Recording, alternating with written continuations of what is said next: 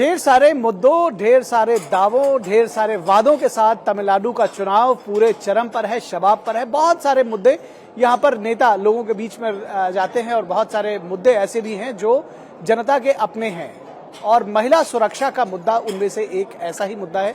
हमारे साथ यहाँ बीजेपी की कस्तूरी, जो कि एक बड़ी फिल्म स्टार भी हैं और बड़ा चेहरा है बीजेपी का, लोगों के बीच में वो प्रचार भी कर रही हैं। आज हमारे साथ बातचीत करने के लिए इस डीडी कॉन्क्लेव में मौजूद हैं, तमिलनाडु पल्स 2026 में। उनसे जानेंगे कि किस तरह से महिलाओं का मुद्दा और खास तौर पर बीजेपी के परफॉर्मेंस के बारे में उनसे जानने की कोशिश करेंगे। कस्तूरी, बहुत स्वागत है आपका। नमस्ते। ये जानने की कोशिश करेंगे कि किन मुद्दों को लेकर के आप लोग पब्लिक के बीच में जा रही इन चुनावों में और बीजेपी के प्रोस्पेक्ट्स, एआईएडीएमके और बीजेपी का जो गठबंधन है एनडीए का, कैसे देखते हैं हम इनको चुनावों में?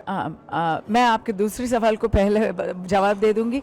यहाँ पे इन तमिलनाडु अभी 10 दिन भी बाकी नहीं है चुनाव के लिए और हमारा एनडीए का गठबंधन जो है यहाँ पे बहुत अच्छी स्थिति में है। It's a very strong and reliable alliance. लोग यहाँ पे 5 साल भर चुके हैं, अभी तो सह चुके हैं, 5 साल को सह चुके हैं, अभी तो उनसे नहीं होगा। They are just waiting to throw the DMK alliance, DMK Congress alliance out of the gaddi, so to speak.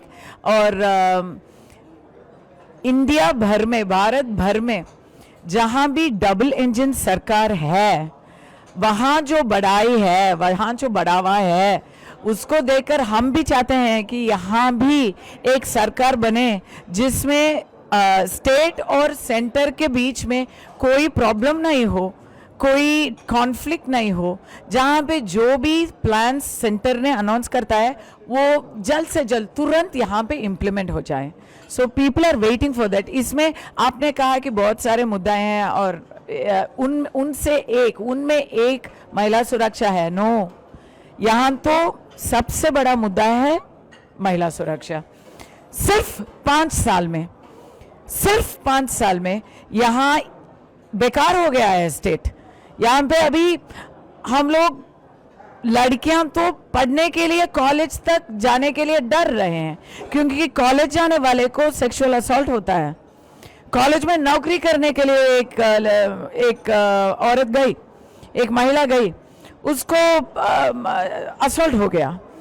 तो इससे भी बहुत वेरी व्हाट टू से हार्ट रेंचिंग बात यह है कि बाथरूम के लिए, घर पे बाथरूम नहीं था तो बाथरूम के लिए गई थी, एक छोटी सी 14 साल की माइनर लड़की, बच्ची है, वापस नहीं आई।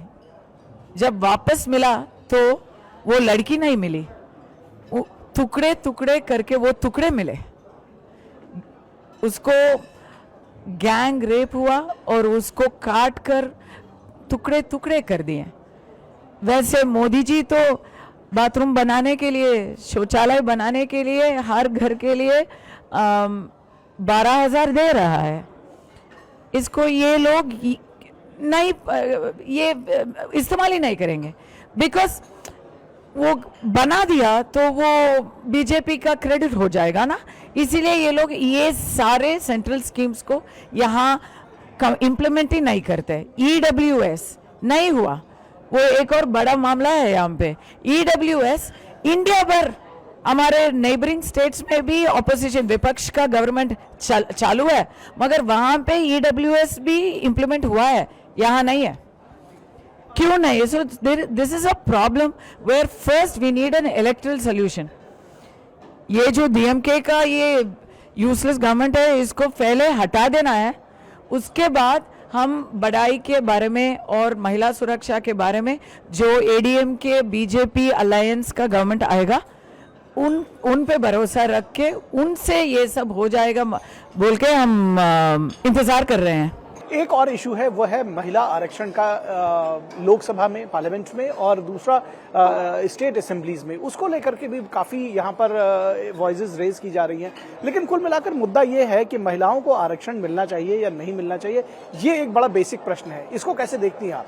नहीं नहीं, इसमें सवाल क्या है, महिलाओं को तो आरक्षण बिल्कुल मिलना चाहिए, क्योंकि हम तो पेपर में सारे के सारे जेंडर इक्वालिटी के बारे में और इक्वल पे, इक्वल राइट्स, ये सब तो हम बात कर रहे हैं। ये तो बाबा साहेब अंबेडकर जी का बहुत बड़ा सपना था। वो कॉन्स्टिट्यूशन में भी आर्टिकल 14 में भी इसको इंक्लूड किया कि लेडीज का इक्वल राइट्स दिया जाए, प्रॉपर्टी राइट्स दिया जाए, वर्क पे इक्वल पे दिया जाए, और अधिकार में भी, आरक्षण में भी उनका इक्वल सम्मान दिया जाए। मगर ये ग्राउंड रियलिटी में नहीं हो पा रहा। अभी मोदी जी का सरकार आया है, उसके बाद लेडीज इन पब्लिक स्फीयर को बहुत एनकरेजमेंट देना शुरू हुआ है। उसके पहले जो सरकार था उसमें तो लेडीज का पावर था, मगर उनके फैमिली का लेडीज का पावर था। अभी तो without any background you can come to an administrative place of power, decision making place of power. मैं मुझ जैसे लड़कियों के, एजुकेटेड पीपल के बारे में नहीं बात कर रही हूँ। रूरल में जो एक फैमिली के लिए खुद के आइडेंटिटी को त्याग करके वहां पे रहते हैं, उनके लिए ये आरक्षण का बिल बहुत बहुत बहुत बड़ी गेम चेंजर है, बहुत बड़ी गेम चेंजर है। It is going to become, actually I say it is going to become example for the world. पूरी दुनिया के लिए ये एक हिस्टोरिकल एंड रेवोल्यूशनरी एक्ट है। या एक और बात, चूंकि आप फिल्मों से जुड़ी हुई हैं इसलिए ये पूछ रहे हैं कि इस बार के जो चुनाव हैं उसमें कह रहे हैं कि AIADMK और DMK का गठबंधन ही आमने सामने नहीं, बल्कि उसमें एक तीसरा फैक्टर विजय फैक्टर है। और किस तरह से आप देखते हैं, क्योंकि यहाँ के लोगों में खासतौर पर तमिलनाडु में, साउथ इंडिया में फिल्मों का बड़ा प्रभाव रहा है यहाँ की राजनीति पर। आप कितना देखते हैं कि विजय का कितना इम्पैक्ट होगा, क्योंकि ये कहा जा रहा है कि वो AIADMK BJP अलायंस को ज्यादा डैमेज करेंगे अगर वो खुद सीटें उतनी नहीं लाते हैं। ये इस तरह की DMK की तरफ से ये चार्जेस लगाए जा रहे हैं। दोनों पक्ष कह रहे हैं कि वो उनको करेंगे। आपका क्या टेक है इस पे? पहले एक डेमोक्रेसी में we have to welcome a new party, और विजय बहुत सारे फिल्म फैंस के अभिमान को वो उनके पास है। तो it's definitely true that he has the love of fans across Tamil Nadu, that is true. But ये जो अभिमान है उन पर, वो अभी वोट के हिसाब से चेंज होगा। वो उससे व्हाट टू से, कैन फिल्मी love become actual electoral victory, ये तो देखना पड़ेगा। ये अभी अननोन फैक्टर है। तो हम कह सकते हैं कि डेटा ऐसा है, और हमने तो बहुत बार देख चुके हैं। हमने तो डेटा तो कुछ और कहता है और चुनाव का रिजल्ट तो बिल्कुल एब्सोल्युटली डिफरेंट निकलता है। तो अभी विजय के बारे में बात करने में एक ही मैं कह सकती हूँ कि हम उनको स्वागत करते हैं, because in a democracy the more the party the merrier. अभी यहाँ पे DMK ADM का डायरेक्ट फाइट नहीं होएगा, एक थर्ड पार्टी है और नाम तमिलर का सीमान भी है फ्रे में, तो इट्स अ 4 कॉर्नर्ड कॉन्टेस्ट। तो देखते हैं कि ये जो विजय इम्पैक्ट क्या करेगा। यस आई नो DMK तो कहता रहता है कि ADMK हार जाएगा, मगर DMK तो वही कहेगा। विजय तो कहता रहता है कि ADMK और DMK ने एक सीक्रेट डीलिंग कर दिया। उनको तो यही कहना पड़ेगा, क्योंकि वो खुद को एक सेपरेट लीडर ऐसा दिखा रहे हैं। सो उनको तो यही कहना पड़ेगा, क्योंकि people who are frustrated with DMK, वो तो ADMK के लिए मतदान देंगे ना, BJP के लिए मतदान देंगे। उनको इनके पास खींचना है तो कुछ ना कुछ बताना तो पड़ेगा। तो मैं समझती हूँ कि जो भी अभी विजय बोल रहा है वो तो written and given to him, वो तो अभी लीडर नहीं है, अब तक परफॉर्मर ही रहा है। जब वो लीडर बनेगा तो तब हम डिस्कस करेंगे। जी जी एक बात और भी है कि बीजेपी अपना पांव पसारने की कोशिश कर रही है, यहाँ पर स्ट्रांग होल्ड बनाने की कोशिश कर रही है। एक बड़ी दिलचस्प बात है कि कांग्रेस जो यहाँ पर बहुत पुरानी पार्टी रही है वो 28 सीटों पर कंटेस्ट कर रही है। बीजेपी जिसको कहते हैं कि वो साउथ की पार्टी उतनी बड़ी नहीं है, वो खुद 27 सीटों पर कंटेस्ट कर रही है। तो ये एक बात है। दूसरी चीज मैं इसमें समझना चाहता हूं आपसे कि क्या इस बार आप लोग जो पिछला लोकसभा इलेक्शंस में जितना वोट परसेंटेज आपने 11% से ज्यादा गेन किया था, क्या इस बार भी आप लोगों को लगता है कि आप उतना करेंगे, उससे ज्यादा करेंगे? किस तरह से बीजेपी के प्रोस्पेक्ट्स आप इस स्टेट में देख रहे हैं? विदाउट क्वेश्चन हमारा वोट शेयर तो बढ़ने वाला ही है। It is going to be a decisive vote share, not just vote share. Several constituency में, बहुत सारे कॉन्स्टिट्यूएंसी में जो बीजेपी लड़ रही है, वहां पे बीजेपी का बहुत अच्छा, बहुत बड़ा जीत भी होने वाला है। बिकॉज नंबर 1 डीएमके के ये जो completely disappointing performance, ruling party से उनको हटाने के लिए लोग तो तैयार हो गए, नंबर 1। नंबर 2 बीजेपी का भी, मोदी जी का भी, अमित शाह का भी, सारे लीडर्स का जो रिलायबिलिटी फैक्टर है, जो फेवरेबिलिटी फैक्टर है, वो तो बहुत बढ़ गया है। And the reason for that is Modi ji ने खुद तमिलनाडु और तमिल का बहुत सम्मान किया है। ये जितना मोदी जी ने किया है उतना तो ये तमिल वाले गवर्नमेंट अभी जो है डीएमके का, उन्होंने नहीं किया। लेकिन ये इशू रेज करते हैं कि दिल्ली वर्सेस तमिलनाडु और बाहरी वर्सेस, जी, ये सारे इश्यूज, फिर आपको क्या लगता है कि ये केवल इमोशनल इश्यूज इसलिए उठा रहे हैं कि बाकी चीजों पर ना देखना पड़े, या ये इश्यूज हैं लोगों के बीच में? No, see it is 2026। यहाँ पे लोग तो सीबीएसई स्कूल्स में ज्यादातर लोग अपने इच्छा से ज्वाइन करते हैं। State is also running schools. अभी तो इस 5 साल में स्टेट स्कूल्स, मतलब गवर्नमेंट रन स्कूल्स का तो क्वालिटी कैसा है आपको ही पता है।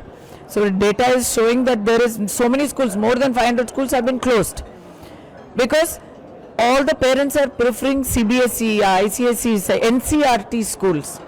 तो इसी में आपको साबित हो जाता है कि यहाँ हिंदी के खिलाफ कोई नहीं है। मुझे हिंदी सीखने के लिए एक मौका मिलती थी पास्ट में, तो मैं आपसे बहुत अच्छी तरह बोल सकती थी। मैं तो थोड़ा सोच कर अभी बोल रही हूँ, right.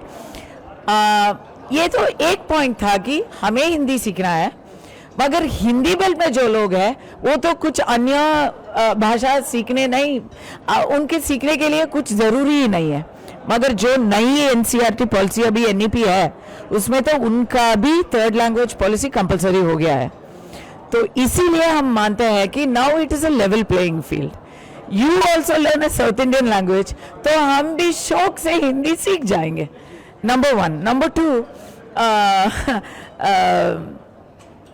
this Hindi thing that DMK brings, जब भी उनके जो अचीवमेंट्स कुछ नहीं है, वो अचीवमेंट्स के on the basis of the achievements when they don't have an electoral plank, तो वो लोग 2 चीजें ले लेते हैं। एक तो आरोप बीजेपी में लगाते हैं कि एक आरोप है रिलीजन, माइनॉरिटी। यहाँ अभी माइनॉरिटी भी इसमें नहीं आने वाला, इस बात में नहीं आने वाला। People are completely behind BJP and ADMK, everybody knows, so it's a proven commodity है। Number 2, Hindi imposition, so they will remember this only just before the elections. आजकल तो इसके लिए कोई एक और सवाल कि ये जो चुनाव है, ये ऐसा कहा जा रहा है कि 2 पर्सनालिटीज के बीच में, एक पलानीसामी और दूसरा MK स्टालिन के बीच में, 2 पर्सनालिटीज के बीच में टेस्ट के तौर पर भी देखा जा रहा है। आपको क्या लगता है किसके पास ज्यादा एज है और क्या रीजन देंगी आप, अगर आप ये बताती हैं तो? ये भी सवाल है क्या? वैसे स्टालिन जी को देखिए आप, उनके प्रॉमिसेस फेक है, उनके जो नकाब फेक है, उनके जो बाल भी फेक है, सब कुछ फेक है उनका। तो how can you compare him to EPS ji? EPS ji तो एक, he is a farmer son, he is a son of the soil. जब भी लोग के लिए, जब भी लोग का कुछ नुकसान हो जाता है तो स्टालिन जी तो कभी आएंगे कभी नहीं आएंगे, इलेक्शन टाइम में फोटोशूट करेंगे, मगर EPS is working on the ground. ये कंपैरिजन मेरा नहीं है, बहुत सारे लोग इसको कह रहे हैं कि it is a test of It's a one side. No, the personality has already been tested. EPS has given us a good rule for 4 years, almost 4 years. वो उनके जो प्रभुत्व था, उनके लीडरशिप था, उस समय तमिलनाडु में कोरोना आया, गजास्ट साइक्लोन आया, there was a famine in delta region, इतने सारे दुर्घटनाएं आए हैं, और वो तो एक पूरी तरह से एक परफेक्ट लीडर के हिसाब से उन्होंने सारे दुर्घटनाओं को फेस किया। उस समय में यहाँ पे वो जो डबल इंजन का कोऑपरेशन था, इसी के वास्ते मैं समझती हूँ कि इसी के वास्ते कोरोना तमिलनाडु में इतना बड़ा प्रॉब्लम नहीं हुआ, because we had the centre में Modi was taking care of it, and in Tamil Nadu we had no shortage. आज तो जैसे सिलेंडर का शॉर्टेज नहीं है मगर बहुत बहुत कम। तकलीफ तो है मगर it is very, considering the war, it is almost invisible. In the same way corona का जो वैक्सीन्स थे, they were so organized only because our health minister worked in tandem with central minister. तो आने वाले समय में 4 मई को जब वोट गिने जाएंगे, काउंटिंग होगी, उसके बाद जो सरकार बनेगी, किस तरह की नई सरकार आप चाहती हैं और क्या उम्मीदें आपको है कि नई सरकार, रोड अहेड जिसको कहते हैं, क्या क्या है आप लोग के? In Tamil Nadu we are still dependent on welfare promises. So अभी चुनाव ये प्रोमिसेस के ऊपर लड़ी रही है, लड़ाई जा रहा है। Okay, so I will say that again.